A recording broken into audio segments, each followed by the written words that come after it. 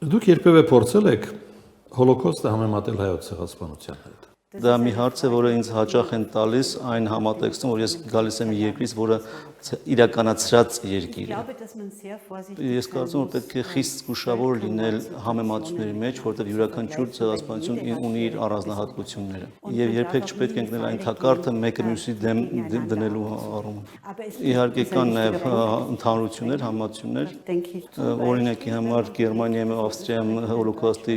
ժխտումը, մերժումը շտրաֆի տակ է գտնվում, բայց հայոց ցեղասպանության իրականացնողները մինչև այսօր հերոսներ են իրենց երկրում։ Դե հարցը, որ արկախված է մնում արդեն 1 դարից ավելի, դա այն է, թե ինչու հոլոկոստը իրավական գնահատական ստացավ աշխարհում, իսկ հայոց ցեղասպանությունը ոչ։ Also warum es eine juristische Aufarbeitung? Այստեղ կարևոր է իհարկե այն, որ մեծ տերությունները մեծ ճնշում, այդ թվում նաև իրավական ճնշում գործադրեցին, եւ որի արդյունքում մենք ստացանք Նյուրնբերգյան գործընթացները։ Für eine juristische Aufarbeitung. Հետո ստեղծվեցին ազգային դատարաններ Գերմանիայում եւ Ավստրիայում, թեև ոչ շատ մեծ ծավալներով։ Մենք չմոռանանք իհարկե, որ Օսմանյան կայսրությունը եւս պատերազմի ավարտից հետո մի փոքր ժամանակահատվածում եղավ իրավական գործընթաց դատավարությունների, բայց շատ կարճ ժամանակ անցած դա փոխվեց։ Եվ նաև մեծ տերությունների մոտ կար նպատակ ընդհանուր դատարան հիմնելու, բայց քանի որ Թուրքիան դրան դեմ գնաց, դա տեղի չունեցավ։ Եվ դա մեզ ցույց է տալիս, որ միջազգային իրավունքը նաև թույլ կողմեր ունի, հատկապես այն կախվածությունը, որ նա ունի հաճախ քաղաքականությունից։ Թուրքիայի ներկայիս վարքագիծը ինչպես է գնահատում։ Ich bin der Meinung, dass eine Nation Ես կարծում եմ, որ ազգը ոչ թե առանձին անհատականություններ, այլ ամբողջ ազգը որպես ցեղասպանություն իրականացրած ազգ պետք է առնչվի իր պատմության հետ որպես հենց իրականացնող։ sich mit ihrer Rolle als Täternation beschäftigen muss. Weil aus der Beschäftigung mit vielen... Քանի որ հետագա ցեղասպանությունների, նաև ժամանակի ցեղասպանությունների պատմությունը ցույց է տալիս, որ բոլոր այն դեպքերում, որտեղ ցեղասպանություն չեն պատժում, մերժվում են, ճնշում են նրանց զոհերը, դրանք հետագայում հանգեցնում են այլ ծանր հետևանքների։ Բնականաբար խոսքը զոհերի վրեժի մասին է։ Արցախը այդպիսի օրինակ է։ Ich denke, es ist ein Beispiel auch dafür, dass westliche Länder... Արցախի օրինակը լավ օրինակ է, թե ինչպես է քաղաքականությունը ազդում այստեղ, Արցախի օրինակը ցույց տվեց, թե ինչպես կարող են մեծ պետությունները իրենց քաղաքական, տնտեսական շահերը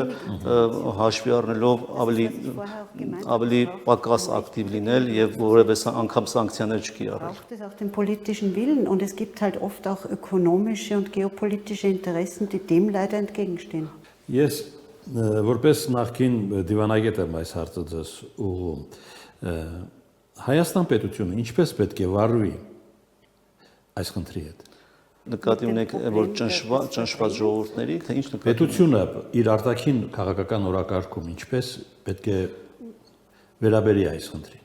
Es steht mir sicher nicht zu, der armenischen Administration oder Regierung. Ես չէի ուզենա Հայաստանի իշխանություններին խորհուրդ տալ, դրսից խորհուրդ տալ դերեկ ստանալ, բայց պետք է անպայման նկատել, որ այլևս երբեք կարգախոսը, որը ուղեկիցն է, բոլորին ուղեկցում նաև Ավստրիայում եւ Գերմանիայում, դա կարող է ուղեկցել նաև այստեղ եւ մշտապես հիշեցնել այդ ամենը, այլևս երբեք։ Begleiter ist im Umgang. Սա կոչ չի բնականաբար միմյանց հետ չշփվելու, միմյանց հետ չհաշտվելու, սա ավելի շատ խորհուրդ է հետագայում ավելի արդյունավետ համագործակցության։ Այստեղ մեկ այլ պարադոքս կա։ Հոլոկոստ տեսած պետությունը դեռ չի ճանաչել հայոց ցեղասպանությունը։ Ես գիտեմ, տեղյակ եմ։ Դուք նշեցիք Ֆրանց Վերֆելին հայոց ցեղասպանության մասին փայլուն օրինակներից մեկը։ Անրի Վերնոյի ճանաչում եք։ Ոչ, չգիտեմ։ Դիտեք անպայման Մայրիկ ֆիլմը, դա փայլուն օրինակներից մեկն է հայոց ցեղասպանության մասին պատմող։ Ինչ ճակատագիր է ձեր գրքին սպասում։ Ես իմ այն երկրներում, որտեղ այս գիրքը ի սկզբանե լույս է տեսել, բավական շատ ընթերցողներ է գտել, ես հուսով եմ, որ շատ ընթերցողներ կգտնի նաև Հայաստանում, եւ ես հույս եմ հայտնում, որ հետագայում այլ լեզուներով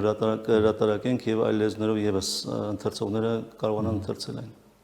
Դուք նաև հաշվարկել եք, որ կհայտնվեք թուրքական, ադրբեջանական լոբինգի թիրախում։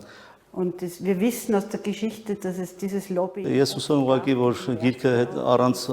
խանգարվելու, առանց ընթերցողն կգտնի իրեն ընթերցողներին։ Hoffen wir das Beste, dass es ungestört seine Leser finden kann. Այսօր շատ հիշարժան օր է, ոչ միայն մեր հանդիպումն է այդպեսին, այլ նաև Շարլ Անձնավորի ծննդյան օրն է։ Եթե Անձնավորը լիներ, ձեր գիրքը հաստատ նրան դուր կգար։ Ես դա ինձ համար շատ մեծ պատիվ կլներ եւ առանց այդ էլ ես շատ եմ սիրում երաժշտությունը։ Seiner Musik. Սա Անձնավորը ծնվել է մի ընտանիքում, որը գենեցիդի ցեղասպանության զոհերից մեկն է։ Շնորհակալություն, որ եկաք մեր տաղավար։ Ich danke Ihnen, dass Sie Շնորհակալություն, որ այդ աշխատանքը կատարել եք։ Շնորհակալ եմ, որ դուք ինձ հրավիրեցիք։ Եվ ահա այն գիրքը, որի հեղինակը Բիրգիտ Կոֆլերն է, իսկ գիրքը մակագրված է հայոց վեհապարին, թե չէ սիրով կնվիրեին ինձ։